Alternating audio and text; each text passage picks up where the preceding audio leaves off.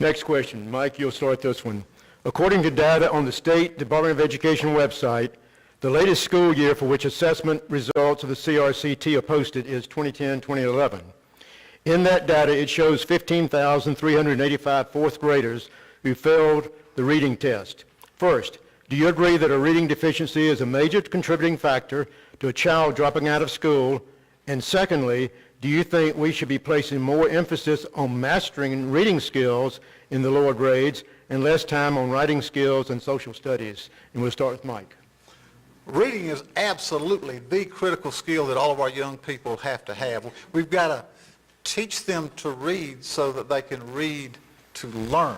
So yes, we've got to emphasize that very early on. There are lots of programs out there that can help us do a better job. We've got to get our young people up to grade level reading no later than the end of third grade, and that's why we have built in those reading levels into our CCRPI, where we are now looking at whether boys and girls are on the appropriate grade level, not just at the end of third grade, but through their elementary, middle, and high school years, because there's always been a push around third grade. But just getting our young people to the right reading level does not ensure that you keep them on the right reading level. So we have to intervene early. There was a research study out there that talks about how many millions of words our underprivileged children come to school with. It's like a $30 million word deficit in their early learning years before they ever get to to the elementary schools. We've got to make up that gap. There are programs we can put in place to level the playing field with those young people, and I believe in reading across the curriculum. Most of the boys and girls we lose at the high school level, we don't lose due to a lack of aptitude.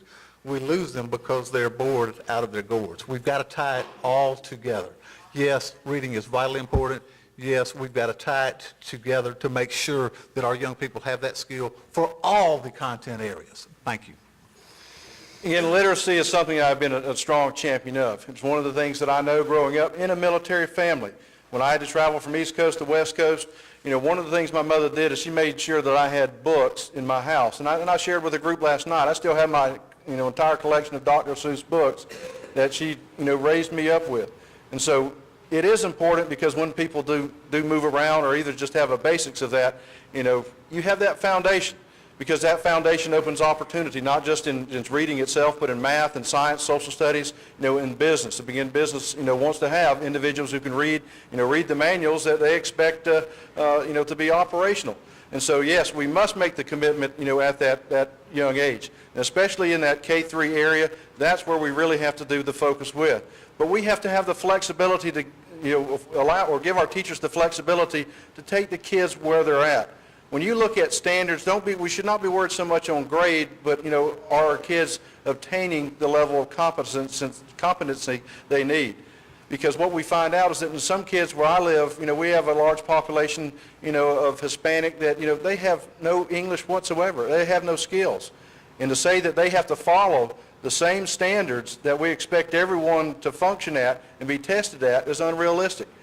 Our priority should be getting those children up, to reading and reading appropriately.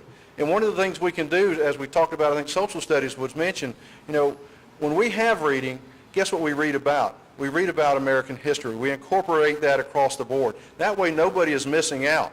And also what we need to do is that we need to make sure, and one of the things I've looked at is to reach out to our families prior to getting into education. I've looked at, partnering with Dr. Ben Carlson. Some of you may know he has a reading foundation. We have something called the First Foundation, which is, very active in Georgia. And they are working to put books in the hands of parents prior to our kids getting in there, using our public libraries to do what we used to do well in making sure that our kids are exposed to reading. Thank you.